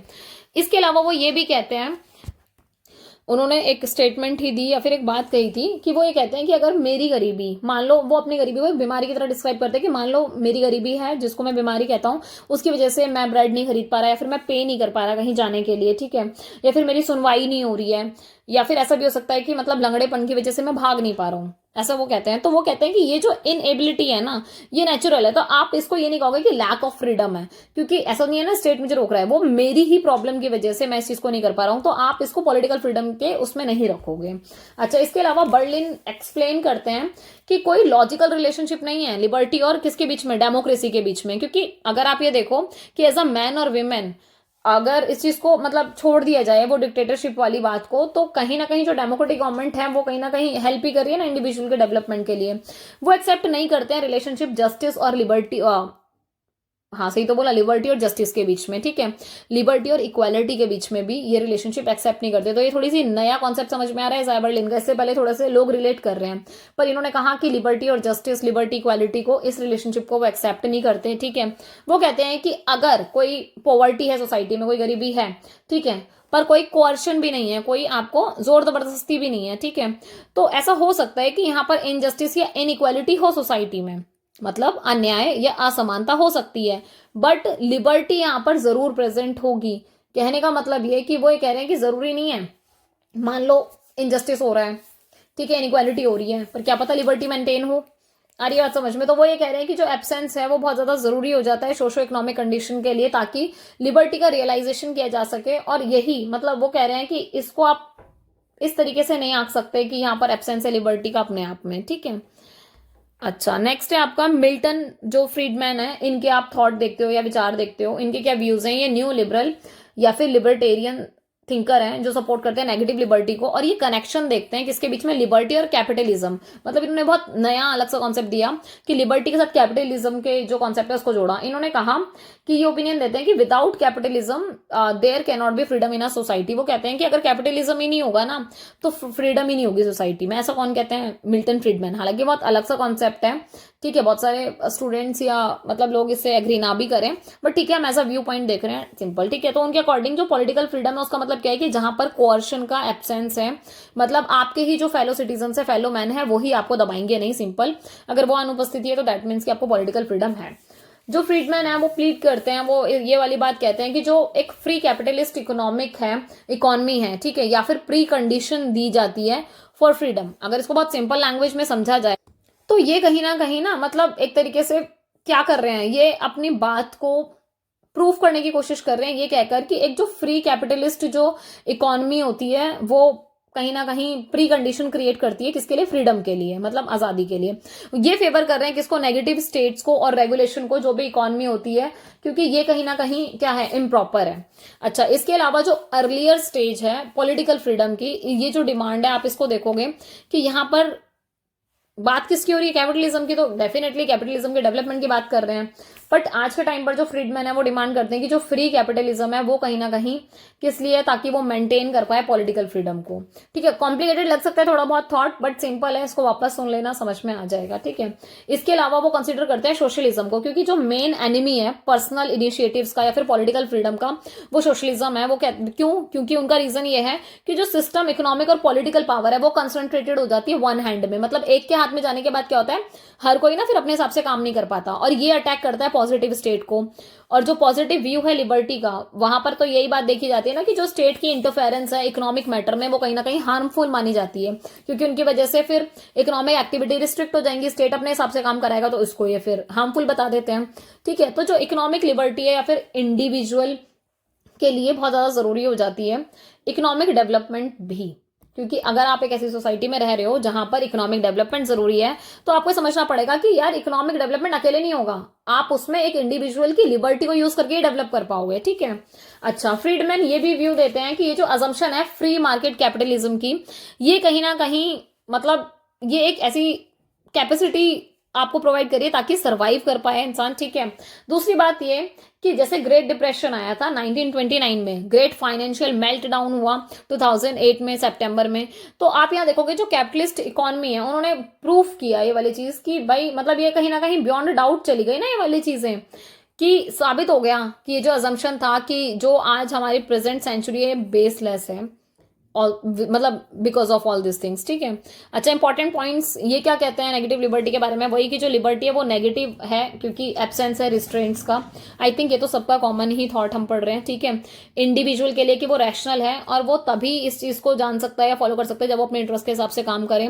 अगर मान लो डेवलपमेंट की बात हो रही है तो वो यही कह रहे हैं कि जो पर्सनैलिटी की बात हो रही है या फिर जो सर्टेन लिबर्टीज हम सबको चाहिए अपने डेवलपमेंट के लिए, मान लो कि आप अपने डेवलपमेंट के लिए आपको पर्टिकुलर आपको लगता है कि जैसे हम किसी गांव में चले जाएं कि भाई एजुकेशन चाहिए किसी को ताकि वो डेवलप हो सके सिंपल, या फिर जॉब कर सके, तो अगर उसको वो लिबर्टी नहीं है जॉब करने की तो यार वो उसके लिए रिस्ट्रेंट है सिंपल। ठीक है, तो वो कहते हैं कि हम सबके अपने अपने नीड है लिबर्टीज की, so they has a personal sphere of their own, हम सबका अपना पर्सनल स्फेयर है। ठीक है, जो कि सोसाइटी से अलग करता है। सोसाइटी के हिसाब से फ्रीडम क्या है, जो कॉमन है, राइट टू वोट दे दो, ठीक है, या फिर रिलीजन को फॉलो अप करने की बात कर दो, पर इंडिविजुअल वाली बात भी तो है ना कि यार मुझे एजुकेशन का राइट चाहिए कि एटलीस्ट मैं पढ़ पाऊं, या फिर मुझे इतनी फ्रीडम मिल जाए कि मैं जॉब कर पाऊं कम से कम, या फिर मैं बिजनेस कर पाऊं एज अ वीमेन। समझ रहे हो, तो ये वो वाले सारे कॉन्सेप्ट हैं जो आपको पर्सनल स्फेयर से थोड़ा सा अलग करते हैं। अच्छा, कोई कॉन्फ्लिक्ट नहीं है between personal interest and social interest, कोई कॉन्फ्लिक्ट नहीं होता क्योंकि ये तो सर्व कर रहे हो आप अपना खुद का इंटरेस्ट। अगर पर्सनल इंटरेस्ट की बात हो रही है तो यार अपना खुद का इंटरेस्ट हम सर्व कर रहे हैं। ठीक है, यहाँ पर इंडिविजुअल जब अपने इंटरेस्ट को आप फॉलो कर रहे हो, मान लो मैं पढ़ना चाहती हूँ, मैं आगे जॉब करना चाहती हूँ, कोई बिजनेस करना चाहती हूँ, तो सिंपल मैं सोसाइटी में रह के ही करूंगी ना, तो अल्टीमेटली सोसाइटी का इंटरेस्ट भी तो वो सर्व हो ही जाएगा ना, फुलफिल हो जाएगा। तो जो पर्सनल लिबर्टी है वो ऐसी प्री कंडीशन प्रोवाइड करती है ताकि सोशल प्रोग्रेस हो सके। ठीक है, और ये बात भी है कि जो लॉ है, मतलब स्टेट कभी भी ऐसे लॉ नहीं बनाएगा जिससे पर्सनल जो आपकी लिबर्टी है वो ले ली जाए। ठीक है, ये सिर्फ रेगुलेट करेगा ताकि सबका वेलफेयर हो सके पूरे समाज में। जो डेमोक्रेटिक गवर्नमेंट है वो सफिशिएंट नहीं होती क्योंकि वो यार पूरी गारंटी तो कभी नहीं दे सकते ना कि आपको पर्सनल लिबर्टी मिल रही है, चलो जाओ फॉलो कर लो। कभी कभी ये क्या करता है, टायरनी भी क्रिएट कर देता है मेजोरिटी की वजह से, क्योंकि मेजोरिटी को फोकस कर लिया जाता है, माइनॉरिटीज हमेशा थोड़े से दब जाते हैं। ठीक है, तो इसकी वजह से क्या होता है, प्रॉब्लम आ जाती है। सो वही बोला है इसमें कि जो मतलब माइनॉरिटीज उनको फील होता है कि भाई उनको दबा दिया गया है। अच्छा, इसके अलावा living a man free in his personal affair will lead to personal and social development. एक चीज और है कि अगर पर्सनली आपको फ्री छोड़ दिया गया कि आपको जो भी आपको मान लो कोई कोर्स चुनना है या फिर आपको जो भी बनना है लाइफ में आप बन सकते हो, फ्री हो, तो इससे क्या होगा, आप अपना पर्सनल और सोशल डेवलपमेंट आराम से कर पाओगे। अब अगर आपके ऊपर थोप दिया जाए कि नहीं जी आप 12th के बाद साइंस ही लोगे, नहीं आप आर्ट्स ही लोगे, नहीं आप कॉमर्स ही लोगे, यार हो सकता है इंटरेस्ट अलग अलग हो सबका। मान लो कोई ऐसा स्टूडेंट है जिसको साइंस लेनी है, ठीक है, पर हम उसको आर्ट्स दिलाते हैं जबरदस्ती, तो वो बंदा सर्वाइव नहीं कर पाएगा, या फिर वो ना अपना पर्सनली डेवलपमेंट कर पाएगा ना सोशली कुछ क्या कर पाएगा, कंट्रीब्यूट कर पाएगा, समझ रहे हो। तो पर्सनल डेवलपमेंट के लिए बहुत ज़्यादा जरूरी है कि वो हार्मनी स्टैब्लिश हो सोशल डेवलपमेंट के साथ। इसके अलावा डिफरेंस की बात हो रही है, जो लिबर्टी है या फिर ये जो बहुत नेसेसरी हो जाता है जब आप इसको इस डिफरेंस को क्रिएट करते हो सोशो इकोनॉमिक कंडीशंस के साथ, क्योंकि जब आप रियलाइज करते हो लिबर्टी कॉन्सेप्ट को, तो यहाँ पर देखो ये कॉन्सेप्ट है जो आपस में कहीं ना कहीं इंटर रिलेटेड है। लिबर्टी कहीं ना कहीं जस्टिस के अगेंस्ट हो सकती है, बट वही वाली बात है इक्वालिटी के अगेंस्ट हो सकती है। पर आप डिक्टेटरशिप देखो ना, अगर कोई मैन डिक्टेटरशिप दिखा रहा है तो वहां पर भले कितनी ही लिबर्टी हो जाए पर वो डेमोक्रेसी कहेंगे ही नहीं हम। समझ पा रहे हो बात को, बहुत सिंपल लैंग्वेज में अगर यहां देखा जाए तो मान लो डेमोक्रेटिक कंट्री है, डेमोक्रेसी होने के बाद भी अगर आपने अपने लोगों को फ्रीडम नहीं दी, पर कोई ऐसी कंट्री है जहां पर डिक्टेटरशिप वाला रूल फॉलो हो रहा है पर वो बंदा फ्रीडम दे रहा है, तो यार वैल्यू किसकी ज्यादा हो जाएगी, जो डिक्टेटरशिप वाली कंट्री है उसकी हो जाएगी कि भाई कम से कम आप फ्रीडम तो मिल रही है। सोचो डिक्टेटरशिप होने के बाद भी वो अथॉरिटी नहीं दिखा रहा अपनी, समझ रहे हो। तो यहाँ ही छोटे छोटे से कॉन्सेप्ट है जो समझने की जरूरत है। इसके अलावा कॉन्सेप्ट अगर बेसिक देखा जाए तो नेगेटिव और जो पॉजिटिव लिबर्टी है वो यही है कि लिबर्टी में जब हम बात करते हैं विदाउट एनी रिस्ट्रिक्शंस, देखो इसको अगर बहुत कंफ्यूजन भी होती है ना तो एक छोटी सी ट्रिक की तरह याद कर सकते हो। नेगेटिव लिबर्टी का मतलब है कि नो रिस्ट्रिक्शंस, ठीक है, मतलब एन से नो मान लो, ठीक है, और पॉजिटिव में पी से प्रेजेंस मान लो, ठीक है। तो जब आप प्रेजेंस की बात कर रहे हो तो मतलब यहाँ पर है, प्रेजेंट है रिस्ट्रिक्शंस, ठीक है, रीजनेबल रिस्ट्रिक्शंस लगेंगी। नेगेटिव में नो मतलब कैसी भी रिस्ट्रिक्शन नहीं है, ऐसे याद रख सकते हो, ठीक है। It give more weight to the personal aspect and regards liberty as inherent personality of an individual. Simple सी बात है, जब आपको कोई भी रिस्ट्रिक्शन नहीं है तो आपको अपना इंडिविजुअली आप ज्यादा डेवलप कर सकते हो यहाँ पर, ठीक है। तो ये उसकी तरफ ज्यादा वजन देता है। जबकि पर्सनल पॉजिटिव जो लिबर्टी है ये ऐसा नहीं है कि जो पर्सनल लिबर्टी है उसको मतलब हार्म करती है, पर ये वाली बात सही है कि ये थोड़ी बहुत रिस्ट्रिक्शन लगा रही है ताकि आप ही अपना डेवलपमेंट कर पाओ। और एक और चीज है, जब आप एज अ इंडिविजुअल अपना डेवलपमेंट चाहोगे तो जो अदर पार्टी होगी या फिर जो अदर इंडिविजुअल होंगे वो भी सेम चाहेंगे, सिंपल। तो ये उसकी बात करते हैं कि जब सोशल कॉन्टेक्स्ट में जब हम मेंटेन करते हैं सोशो इकोनॉमिक को या फिर पॉलिटिकल कंडीशंस को एक सोसाइटी में, तब हमें थोड़ी सी रिस्ट्रिक्शंस लगानी पड़ती हैं, पर ये हमारी भलाई के लिए ही होती हैं, सिंपल, ठीक है। ये बिल्कुल ऐसी बात है कि मान लो अगर एक रोड पे जा रहे हैं और वहां पर वो डेंजर वाला साइन बना हुआ है, ठीक है, और आप वहां जाना ही चाहते हो, आप जा ही रहे हो कंटिन्यू, अब यहाँ के आप स्टक हो गए, आप कहते हो पुलिस वाले वहां खड़े हैं, वो कहते हैं भाई डेंजर है नहीं जा सकते, अलाउ नहीं है, वो कहेंगे नहीं जी हमें तो फ्रीडम है हम तो जाएंगे। तो मतलब ये थोड़ी बेवकूफी हो जाएगी, वो कहेगा भाई तेरे ही भले के लिए बोल रहा हूँ कि आगे सच में खतरा है जान का, शायद वापस ना आ पाए। तो समझ रहे हो, तो ये भलाई के लिए है। इसके अलावा जो नेगेटिव लिबर्टी है ये बेस्ड है मार्केट कॉन्सेप्ट पर, क्योंकि मार्केट जो कॉन्सेप्ट है सोसाइटी का उस पर, क्योंकि ये कंपोज कर रहा है किसको, ये इंडिविजुअल्स को पूरी नेचुरल लिबर्टी देने की बात कर रहा है, उसको एटोमाइज कर रहा है, ठीक है। इसके अलावा जो लिबरलिज्म है ना वो सपोर्ट करता है नेगेटिव लिबर्टी के पॉइंट ऑफ व्यू को। अब अगर पॉजिटिव में देखो तो ये सोशल एस्पेक्ट की लिबर्टी को फॉलो कर रहा है, और जो सोशलिज्म वाले हैं वो सपोर्ट करते हैं पॉजिटिव लिबर्टी को, क्योंकि उनको वही लगता है कि भाई कैसे भी करके प्राइवेट प्रॉपर्टी कॉन्सेप्ट को अबॉलिश करो ताकि सारी चीजें इक्वली ही फॉलो अप हो सके। अच्छा, जो मार्क्सिस्ट कॉन्सेप्ट है लिबर्टी का ये बहुत इंटरेस्टिंग है। मार्क्सिस्ट जो कॉन्सेप्ट है वो कह रहे हैं कि ये जो फ्रीडम को मतलब मार्क्स का जो कॉन्सेप्ट है ना फ्रीडम का, वो थोड़ा डिफरेंट है लिबरल इंडिविजुअलिस्टिक व्यू से, क्योंकि लिबरल्स बहुत अलग तरीके से देखते हैं, मार्क्सिस्ट बहुत अलग तरीके से देखेंगे। मार्क्सिस्ट जो थिंकर हैं वो देखो वेलफेयर पॉलिसीज की बात करते हैं, पर वो ये भी कहते हैं कि ये ना जो मासेस हैं, मतलब वो कहते हैं कि जो जनता है ना, मान लो जनता के दुख को आप कम कर सकते हो, आपने नीतियां बना दी लोगों के वेलफेयर के लिए, भले के लिए, पर आप उनका जो कैरेक्टर है, मतलब किनका कैरेक्टर, कैपिटलिज्म का, वो आप कभी चेंज नहीं कर सकते। तो मार्क्सिस्ट सीधा सीधा किसको क्रिटिक करते हैं, कैपिटलिज्म को। मार्क्सिस्ट की बात करते हैं हमें समझ जाना है कि ये किसको क्रिटिसाइज करेंगे, कैपिटलिज्म को क्रिटिसाइज करेंगे, ठीक है। इसके अलावा वो ये कहते हैं कि मान लो आप डिस्ट्रीब्यूटेड कर रहे हो कोई भी चीजें, तो आप बेस्ट पॉसिबल तरीके से आप क्या करोगे, सबके बीच में बांटोगे जो भी चीजें होंगी। जो लिबरल डेमोक्रेट्स होते हैं वो बिलीव करते हैं कि ऐसे लोग जो कहीं ना कहीं मतलब जिनके पास बहुत ज्यादा इकोनॉमिक फ्रीडम है वो अपने तरीके से काम कर लेंगे, क्योंकि उनको लिबरल वालों को क्या चाहिए, फ्रीडम ही तो चाहिए ना काम करने के लिए आराम से, कि भाई आप अपने हिसाब से चीजें कर सको। पर मार्क्सिस्ट कह रहा है कि भाई जिस दिन आपने प्राइवेट प्रॉपर्टी को अबॉलिश कर दिया ना, उस दिन सच में फ्रीडम आएगी, उस दिन इंश्योर होगी कि हाँ भैया सबको फ्रीडम मिल रही है और इक्वल अपॉर्चुनिटी मिल रही है। क्योंकि कहने को तो आप कह देते हो कि हम इक्वल अपॉर्चुनिटी दे रहे हैं, पर होता क्या है कि जो कैपिटलिस्ट क्लास है, मतलब जो अमीर है वो और अमीर हो जाता है और जो गरीब है और गरीब हो जाता है। तो ये जो गैप है ना रिच और पुअर के बीच में, ये हमेशा बढ़ता जाता है। ऐसा कौन कह रहे हैं, मार्क्सिस्ट कह रहे हैं। तो वो कह रहे हैं कि ये जो प्राइवेट प्रॉपर्टी कॉन्सेप्ट है आप इसे खत्म कर दो, सीधा सीधा अपने आप फ्रीडम आ जाएगी, अपने आप इक्वालिटी आ जाएगी, समझ रहे हो? तो ये इस बात को कहते हैं। इसके अलावा वो कहते हैं कि ये जो डेवलपमेंट है ना कैपिटलिज्म का, ये सोसाइटी में एक ऐसा रिजल्ट क्रिएट करता है जिसकी वजह ऑपरेशन होता है या फिर एक्सप्लॉइटेशन होता है, अनएम्प्लॉयमेंट होता है, स्टारवेशन होता है, क्योंकि ये सारी सारी चीजें डोमिनेट होती हैं। हिंदी वाले स्टूडेंट एक बार देख लें इसको, कि जो पूंजीवाद है ना, कैपिटलिज्म को हम पूंजीवाद कहते हैं, कि वो कहता है कि पूंजीवाद एक ऐसा समाज बनाता है जहां पर क्या होता है, लोगों का उत्पीड़न होता है, शोषण होता है, बेरोजगारी, भूखमरी, ये सारी की सारी चीजें होती हैं। ठीक है। और आप ये देखो, अगर स्वतंत्रता की बात करें तो यार स्वतंत्रता में ऐसी चीजें तो नहीं होनी चाहिए अवेलेबल। ठीक है। वो कहते हैं कि वास्ट मेजोरिटी को सारी चीजें अवेलेबल ही नहीं होती हैं। तो मार्क्स और एंजल्स, ये इनके फ्रेंड है, ठीक है, एंगल्स, तो ये कहते हैं कि इन्होंने क्रिटिसाइज किया in humanity of capitalist system को। इन्होंने कहा कि जो कैपिटलिस्ट सिस्टम है ना, उसमें इंसानियत ही नहीं है, क्योंकि वो इंसान को एक मटेरियल की तरह, ऑब्जेक्ट की तरह यूज करते हैं। तो वो एक new materialist interpretation of human essence की बात करते हैं, पर्पस और वैल्यूज की बात करते हैं, क्योंकि उनको वही लगता है कि जब तक ये चीज खत्म नहीं होगी ना, तो ह्यूमैनिटी को आप बचा नहीं पाओगे। ये जितने भी आइडिया हैं सारे के सारे मार्क्सियन ह्यूमनिज्म, ये सब एसोसिएटेड है मार्क्स की फिलोसफिकल एंथ्रोपोलॉजी से, ठीक है, या फिर उनकी जो थ्योरी ऑफ मैन है उससे रिलेटेड है। मतलब वहां आप इनके इन कॉन्सेप्ट्स को और डिटेल में पढ़ सकते हो। मार्क्सिस्ट जो कॉन्सेप्ट है फ्रीडम का, वो एसोसिएट करता है कौन से कॉन्सेप्ट के साथ, सेल्फ रियलाइजेशन, ठीक है, जब आत्म प्राप्ति हो, ठीक है, सेल्फ डेवलपमेंट, आत्म विकास की बात हो रही हो, ठीक है, और ये सेल्फ डेवलपमेंट रिपीट हो गया, ठीक है, सेल्फ फुलफिलमेंट की बात हो रही है कि जब आप, और सेल्फ क्रिएटिवनेस की, कि जब आप पूर्ति कर लेते हो या फिर सेल्फ क्या कर लेते हो, आत्म रचनात्मक चीजों को आप कर पाते हो। तो जो मार्क्सिस्ट का जो कॉन्सेप्ट है फ्रीडम का, वो इन सारी चीजों से रिलेटेड है, वो सेल्फ को ज्यादा फोकस करके चलते हैं। ठीक है। मार्क्स बोरो करते हैं जो कॉन्सेप्ट है एलिनेशन का। ये जो एलिनेशन का ना ओरिजिनल कॉन्सेप्ट है, किसका है, हीगल का है, ठीक है, और जो फ्यूअरबर्ग है उनका है। ये दोनों आपके थिंकर हैं।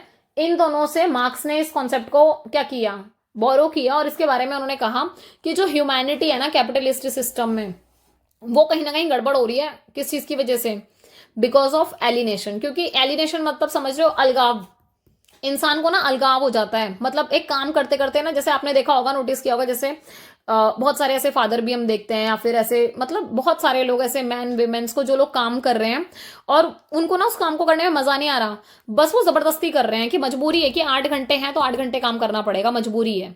ठीक है। काम में कोई इंजॉयमेंट नहीं है अपने, मतलब सिर्फ वो मजबूरी में पैसों के लिए काम कर रहे हैं, एक्सप्लॉइटेशन हो रहा है उनका भर भर के। ऐसा भी हो सकता है कि अगर 8 घंटे काम कर रहे हैं, मान लो एक छोटा सा एग्जाम्पल है कि अगर एक शर्ट बनाई, ठीक है, मतलब अगर आप एक शर्ट सिल रहे हो या फिर एक वर्कर शर्ट सिल रहा है, ठीक है, तो मार्केट में अगर इस शर्ट की मतलब एवरेज कॉस्ट अगर मान ले हम 500 है, ठीक है, जबकि इस बंदे को मतलब 8 घंटे में इसने, ऐसा तो है नहीं कि शर्ट बनाई होगी, इसने कई शर्ट्स बनाई होंगी। तो ऐसा हो सकता है कि पर्टिकुलरली जितना ये काम कर रहा है, ये बहुत ज्यादा काम कर रहा होगा, पर इसको जो पैसा मिल रहा है वो बहुत कम मिल रहा है, क्योंकि वो जो पैसा है, वो सारा बेनिफिट है, वो कौन उठा रहा है, कैपिटलिस्ट क्लास, है ना, जो भी मालिक होगा वो उठाएगा। तो यही तो प्रॉब्लम है कैपिटलिस्ट में। तभी तो वो कहते हैं कि ये कैपिटलिस्ट जो है क्या करते हैं, अमीर और अमीर हो जाता है, गरीब और गरीब हो जाता है, क्योंकि गरीब को तो 8 घंटे के हिसाब से पैसा मिल रहा है, हो सकता है उसको मंथली 10,000 में रखा होगा, ठीक है, पर उससे काम 80,000 का कराया जा रहा होगा। ऐसा ही होता है कंपनीज में, ठीक है। तो यहाँ उसकी बात हो रही है।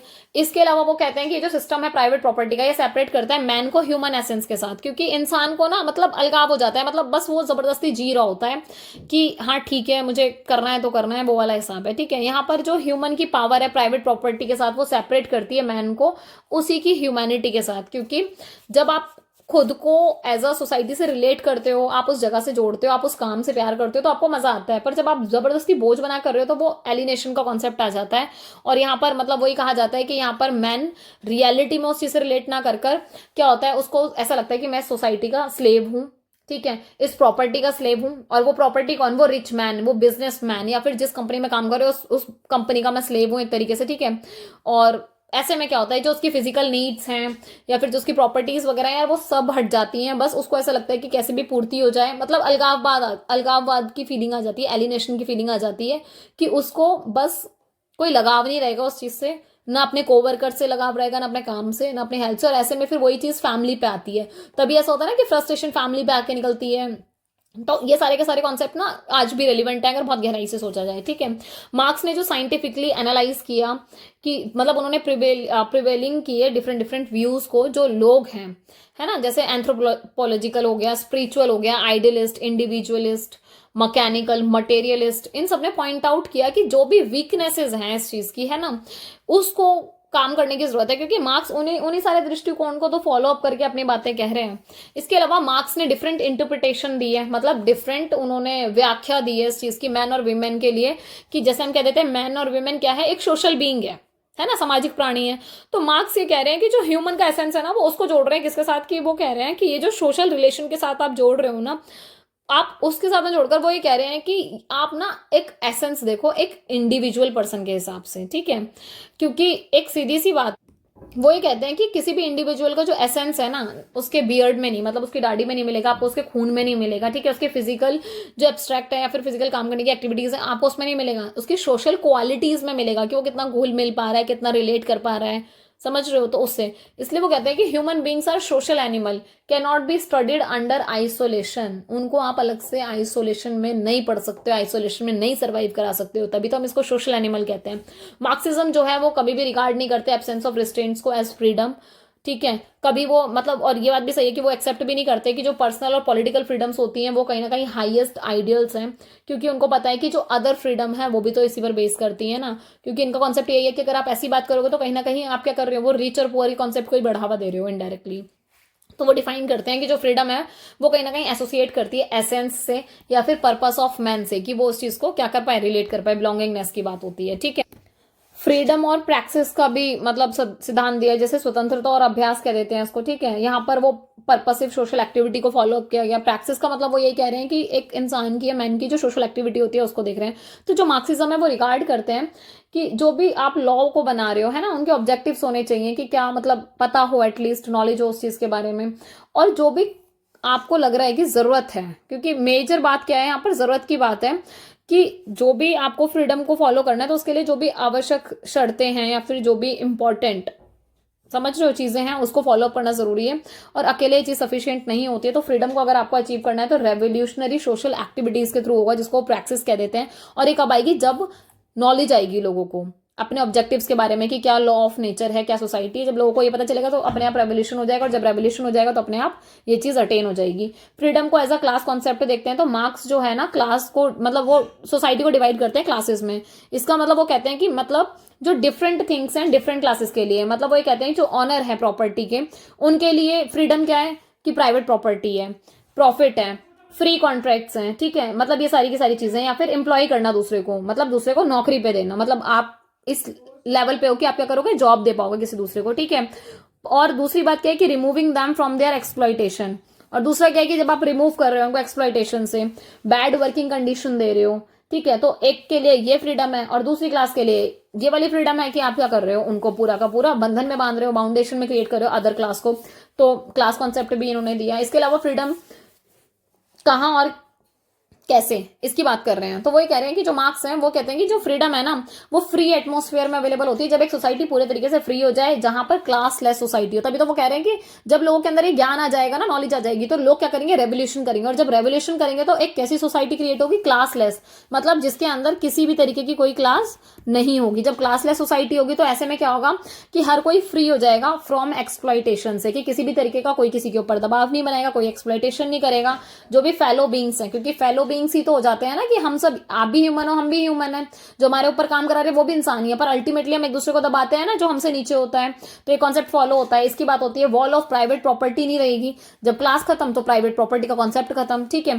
तो वो कहते हैं कि लोगों के बीच में क्या होगा कि आपस में एक ट्रू एसेंस क्रिएट होगा, पर्पस या वैल्यूज क्रिएट होंगी। तो जो फ्रीडम है उसके मल्टी डायमेंशनल डेवलपमेंट की बात करते हैं एक सोशल मैन के लिए। फ्री सोशलिस्ट सोसाइटी की बात करते हैं कौन, मार्क्स। वो कहते हैं कि ऐसे में क्या होगा, एम्पल ऑफ अपॉर्चुनिटीज मिलेंगी, ठीक है, भर भर कर अवसर मिलेंगे, ताकि लोग क्या करेंगे, उसको यूज कर पाएंगे अपने बेनिफिट के लिए। अगर इवैल्यूएशन देखा जाए, ठीक है, कि क्या इवैल्यूएशन किया या फिर मार्क्स के जो पॉइंट्स हैं मार्क्सियन फ्रीडम के, इन शॉर्ट में तो सबसे बड़ी बात क्या है कि इशू था पर्सनल लिबर्टी से, क्योंकि एसोसिएट किया उसको विद मार्क्सियन ह्यूमनिज्म के साथ, ठीक है। इसके अलावा मैन का जो एसेंस है वो कह रहे हैं कि ये टोटलिटी है सोशल रिलेशंस के साथ। क्लास डिवाइड की बात हो रही है कि जो सोसाइटी है वो क्लासेस में डिवाइडेड है, क्योंकि प्राइवेट प्रॉपर्टी एग्जिस्ट कर रही है। तो जो मैन है वो एलिनेटेड फील करता है, मतलब उसको ऐसा लगता है कि मैं यहाँ का हिस्सा ही नहीं हूँ, ठीक है, बस जबरदस्ती रह रहा हूँ। तो ऐसे में क्या होता है, जो कॉन्ट्राडिक्ट है वो एग्जिस्ट करते हैं। तो ऐसी सारी सिचुएशन से बचने के लिए, मतलब ये सारी बातें जो हैं आप देखोगे कि ये क्वेश्चन उठाते हैं फ्रीडम का, कि उठना चाहिए पर उठता नहीं है अल्टीमेटली, ठीक है। इसके अलावा ह्यूमन की जो फ्रीडम है वो उसको कह रहे हैं कि इसको कंसिडर किया जाना चाहिए टोटलिटी ऑफ सोशल रिलेशंस के कॉन्टेक्स्ट में, कि मतलब जो सामाजिक संबंध है उसके कॉन्टेक्स्ट में, और वो कह रहे हैं with due reference to man's essence and purpose and values. और ये सारी चीजें बहुत जरूरी हैं कि जब आप इन सारी चीजों को मैन के एसेंस से, पर्पस से और वैल्यूज से जोड़ोगे। फ्रीडम का मतलब वो ये कह रहे हैं कि ऐसी अवेलेबिलिटी हो कंडीशन की जब कोई भी इंसान सेल्फ रियलाइज कर सके, सेल्फ रियलाइजेशन होगा, सेल्फ फुलफिलमेंट होगा, ठीक है। इसके अलावा वो इसको फॉलो करें मल्टी डायमेंशनल जो डेवलपमेंट है सोशल बीइंग का, उसको। इसके अलावा वो ये कह रहे हैं कि there is nothing like will of man as are certain objective law of nature and society. देखो बहुत सिंपल से लैंग्वेज में अगर इसको समझा जाए तो वो ये कह रहे हैं कि जो ह्यूमन की जो मतलब विल है, ठीक है, कुछ भी नहीं हो सकता उसके जैसे, क्योंकि आप ये देखोगे कि जो नेचर है, सोसाइटी की बात हो रही है, उसके कुछ रूल्स रेगुलेशन है जिसको क्या करना पड़ेगा, मतलब इंडिपेंडेंटली ह्यूमन को फॉलो करना पड़ेगा। अगर आपको अपने ह्यूमन की विल को फॉलो भी करना है तो भी आप फॉलो करोगे, पर उन लॉ के दायरे में रहकर, मतलब उन लॉज को ही फॉलो करके आप अपनी फ्रीडम को एंजॉय कर पाओगे, ठीक है। मैन रियलाइज करता है कि भाई जो फ्रीडम है वो साइंटिफिक अंडरस्टैंडिंग के थ्रू मतलब कहीं ना कहीं ऑब्जेक्टिफाई हो रही है, पर जो साइंटिफिक नॉलेज है वो बहुत ज्यादा जरूरी है ताकि आप फ्रीडम की रिक्वायरमेंट को फुलफिल कर पाओ। अच्छा, इसके अलावा साइंटिफिक अंडरस्टैंडिंग में वो ये भी कहते हैं कि कहीं ना कहीं रेवोल्यूशनरी वाली एक्टिविटीज आती हैं, क्योंकि जब आपको नॉलेज आ जाएगी तो आप रेवोल्यूशन कर दोगे, वो प्रैक्टिस क्रिएट हो जाएगा, और इसी की वजह से क्या होगा, without changing society and nature freedom is not possible. क्योंकि रेवोल्यूशन होगा तो सोसाइटी में चेंज आएगा, और आप कहोगे सोसाइटी में चेंज ही नहीं आ सकता, तो चेंज नहीं आएगा तो भाई फ्रीडम कैसे आएगी, वो भी नहीं आएगी, ठीक है। इसके अलावा क्लास डिवाइड की बात करते हैं, वो यही कहते हैं कि जैसे फ्रीडम की बात करते हैं वो ऑनर ऑफ प्रॉपर्टी की बात करते हैं कि उनकी वजह से क्या होता है, अनफ्रीडम क्रिएट हो जाती है प्रॉपर्टी लेस वालों में, क्योंकि जिनके पास प्रॉपर्टी नहीं है उनको हमेशा गिल्ट फील होता है, उनको हमेशा नीचे फील होता है, तो इनकी वजह से दिक्कत होती है। तो वो कहते हैं कि फ्रीडम कहाँ होगी जब क्लास का फ्यूचर आप सोचोगे, ठीक है। कम्युनिस्ट सोसाइटी को स्टैब्लिश करने की बात करते हैं, किसके थ्रू, कम्युनिस्ट सोसाइटी चाहिए। अल्टीमेट एम क्या है मार्क्सिस्ट का, कम्युनिस्ट सोसाइटी क्रिएट करना, किसके through, by socialist revolution. Socialist एक रेवोल्यूशन करेंगे जिसकी वजह से क्या होगा, एक स्ट्रगल होगा, ठीक है। और ऐसे में क्या होगा कि ये फ्रीडम के लिए स्ट्रगल होगा, और जहां पर एक क्लासलेस सोसाइटी क्रिएट हो जाएगी, ठीक है। तो यहाँ उसकी बात होती है, बहुत सारे वेरियस डायमेंशन सब आप यहाँ इन शॉर्ट में देखोगे लिबर्टी के। तो सिविल लिबर्टी है आपकी, पॉलिटिकल लिबर्टी है। सिविल लिबर्टी बात करती है जब आप प्रोटेक्शन ऑफ लाइफ की बात करते हो, ठीक है, लाइफ और प्रॉपर्टी की बात हो रही है। यहाँ पर राइट टू प्राइवेसी आ जाता है, ठीक है। आपको फ्रीडम ऑफ स्पीच मिलता है, असेंबल होने का मौका मिलता है कि आप शांति से असेंबल हो सकते हो, ठीक है। रिलीजियस लिबर्टी है कि आप आराम से अपनी चीजों को फॉलो अप कर सकते हो। फ्रीडम है कि आप यूनियन और एसोसिएशन बना सकते हो, कोई भी मूवमेंट कर सकते हो पर शांति से, ठीक है। पॉलिटिकल में क्या है कि जब आपको राइट दिया जाता है कि डिसीजन मेकिंग में आप पार्टिसिपेट कर सकते हो, ठीक है। अगर आपको लगता है तो आप खुद का रिप्रेजेंटेटिव चूज कर सकते हो, राइट टू वोट की बात आ रही है, ठीक है। अगर आपको खुद भी खड़ा होना है तो आप खड़े हो सकते हो लोकल बॉडीज के थ्रू, या फिर अगर जो भी आप एलिजिबिलिटी क्राइटेरिया फुलफिल करते हो तो आप इलेक्शंस में खड़े भी हो सकते हो, ठीक है। आप अपनी खुद की पॉलिटिकल पार्टीज को ऑर्गेनाइज कर सकते हो, क्रिटिसाइज कर सकते हो गवर्नमेंट को, ये भी आपका राइट है। अच्छा, इसके अलावा इकोनॉमिक लिबर्टी में हमें पता है राइट टू वर्क है हमारे पास, ठीक है, राइट टू रेस्ट है, ठीक है, लीजर है, और right to freedom to acquire, अगर आपको कोई चीज प्राप्त करनी है, होल्ड करनी है, डिस्पोज करना है प्रॉपर्टीज को, तो आपको ये सारे राइट्स हैं, ठीक है। रेशियल और नेशनल लिबर्टी, आपको ये सारी की सारी चीजें इसके अंडर मिलेंगी, ठीक है। सेफ गार्ड्स क्या है लिबर्टी के लिए, जो डेमोक्रेटिक फॉर्म ऑफ गवर्नमेंट है, सबसे इंपॉर्टेंट है, क्योंकि जब आपकी country democratic form of government को फॉलो करती है तो ऐसे में क्या होता है कि आप के ऊपर कोई भी किसी तरीके का कोई क्वेश्चन नहीं होगा। क्योंकि देखो अगर डिक्टेटरशिप देखो तो डिक्टेटरशिप में क्या होता है, कमांड दी जाती है, एक कोएर्शन है कि जो फॉलो करने को बोला गया चुपचाप से करो, उसको फॉलो आप अपोज नहीं कर सकते। जबकि डेमोक्रेसी में क्या है कि आपको मतलब जो भी आपके सिटीजन्स हैं उनको पूरा पूरा मौका दिया जाता है कि भाई वो पार्टिसिपेट करते हैं डिसीजन मेकिंग में, ठीक है, वो अपने रिप्रेजेंटेटिव को खुद से चुनते हैं, और अगर उनको लगता है कोई काम उनके हिसाब से नहीं हो रहा तो लोग अपोज भी कर सकते हैं, ठीक है। सेफ गार्ड अफोर्डेड बाय अ रिटर्न कॉन्स्टिट्यूशन, हमें पता है कि भाई हमारे यहाँ पर रिटर्न कॉन्स्टिट्यूशन है, क्योंकि ये राइट्स देता है ना सिटीजन को, और ऐसे बहुत सारे राइट्स हैं जो गारंटीड मिले हुए हैं सिटीजन्स को। जैसे आप अमेरिका में देखो, वहां के भी कॉन्स्टिट्यूशन में देख लो, इंडिया के कॉन्स्टिट्यूशन में देख लो, ऐसे बहुत सारे कॉन्स्टिट्यूशन है जहां आपको दिखाई पड़ेंगे। पर कुछ कॉन्स्टिट्यूशन ऐसे भी जहां पर भले ही राइट्स ना दिए हुए हो, मतलब लिखे ना हुए हो, पर प्रोवाइड फिर भी कराए जाते हैं। मतलब जैसे रिटर्न कॉन्स्टिट्यूशन नहीं है जिस कंट्री में, क्या वहां लोगों को राइट्स नहीं है डेफिनेटली है, ठीक है।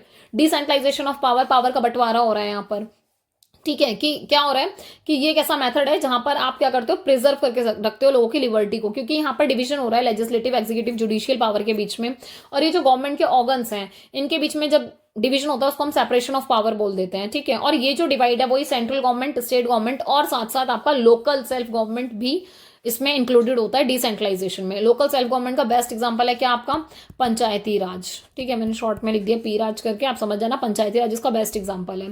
फ्रीडम एंड इम्पार्शियल जुडिशरी, ये बात सही है कि यहाँ पर सबसे इंपॉर्टेंट बात है कि जब आपको आपके राइट्स को प्रोटेक्ट करना है, आपकी लिबर्टीज को अगर आपको प्रोटेक्ट करना है, तो जो जुडिशियल प्रोसीजर है वो बहुत ज्यादा इंपॉर्टेंट हो जाता है। क्योंकि एक तो ये मतलब बहुत सबसे इंपॉर्टेंट चीज क्या है यार, अगर जुडिशरी सिस्टम है भी तो वो स्पीडी वर्क करे, मतलब स्पीड से वर्क करे, इनएक्सपेंसिव हो, इतना भी एक्सपेंसिव ना हो कि आम आदमी उसको अफोर्ड ना कर पाए। ठीक है, सो जो इंडियन कॉन्स्टिट्यूशन है वो प्रोवाइड कराता है फ्री लीगल एड्स भी, मतलब वो लोग जो अपना वकील खुद से नहीं कर सकते तो उनको फ्री लीगल एडवाइजेस मिलती हैं, फ्री लीगल एड्स प्रोवाइड कराए जाते हैं, वकील्स वगैरह कराए जाते हैं। आर्टिकल 39A में है। ठीक है, आर्टिकल 14 इक्वालिटी बिफोर लॉ की बात करते हैं तो उसके तहत ये सी के अंडर माना जाता है। ठीक है, रूल ऑफ लॉ की बात हो रही है तो यहाँ पर है एब्सेंस ऑफ आर्बिट्री पावर्स। कहने का मतलब ये कि मनमानी शक्तियां नहीं चलेंगी। ठीक है, जो भी रूल ऑफ लॉ है वो सब पे ही लागू होगा, मतलब इस धरती पे, मतलब जहां डेमोक्रेटिक कंट्री है, जहां पर आप कॉन्स्टिट्यूशन फॉलो कर रहे हो, वहां पर सुप्रीम कौन है, लॉ। मतलब हम कितना ही कह लें कि पीएम की पोस्ट सबसे ऊपर है, प्रेसिडेंट की पोस्ट ऊपर है, ठीक है, हम कुछ भी कह लें, पर सबसे ऊपर कौन है, लॉ है, कानून है। कानून से ऊपर कोई नहीं है। फिर चाहे कोई भी सब्जेक्ट, चाहे खुद रूल करने वाला बंदा हो या जिसके ऊपर शासन किया जा रहा हो वो हो, मतलब गलती कोई भी करेगा सबको बराबर माना जाएगा। ठीक है, तो ये सबसे इंपॉर्टेंट बात है। इसके अलावा आइवर जेनिंग्स ने एक बात कही थी, रूल ऑफ लॉ जो है वो इम्प्लाइज किया जाता है कहाँ पर, कॉन्स्टिट्यूशनल गवर्नमेंट्स पर। क्योंकि यही एक सबसे इंपॉर्टेंट बात है, जो डिक्टेटरशिप वाली गवर्नमेंट होती है ना और जो कॉन्स्टिट्यूशनल गवर्नमेंट होती है, उसमें ये डिफरेंस है, क्योंकि वहां पर रूल ऑफ लॉ चलता है। ठीक है, डिक्टेटरशिप में नहीं चलता, सिंपल सी बात है।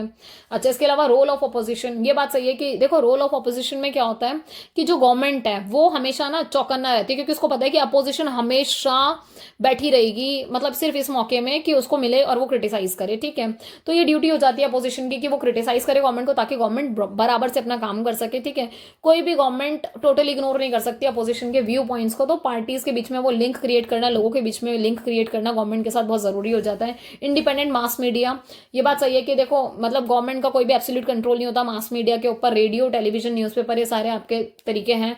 और ये बात सही है कि अब तो हमारी मास मीडिया जो है बहुत कहीं ना बहुत स्ट्रेंथनिंग क्रिएट करती है, क्योंकि मासेस को फ्रीडम वहीं से मिल रही है। राइट, अब तो डिजिटलाइजेशन हो गया तो उसकी वजह से और हेल्प मिल जाती है, तो ये सारी की सारी चीज़ें फॉलो अप होती हैं। सो ये यूनिट सेकेंड का पार्ट 1 कंप्लीट है। आई नो थोड़ा लेंदी हो गया होगा, पर कॉन्सेप्ट्स इतने इंपॉर्टेंट थे, किसी के भी थिंकर पूछे जा सकते हैं। आपके प्रीवियस ईयर में आप देखोगे पूछते हैं वो रैंडम उठाकर, तो इसलिए आई थॉट कि मैं वन गो में एक बार आपको सबके थॉट्स दे दूं ताकि आप प्रिपेयर कर सको अपना आंसर अच्छे से। ठीक है, बाकी लास्ट तक बने रहने के लिए बहुत बहुत थैंक यू। मैं बहुत जल्दी आपकी अदर पार्ट्स भी लेके आऊंगी। ठीक है, एग्जाम से पहले मैं कवर कर दूंगी, डोंट वरी, आप चिंता मत करना। ठीक है, बाकी पढ़ते रहो, आगे बढ़ते रहो, लाइक शेयर एंड सब्सक्राइब कर देना और अपने माता पिता का नाम रोशन करो। मिलते हैं नेक्स्ट वीडियो में बहुत जल्दी। बाय।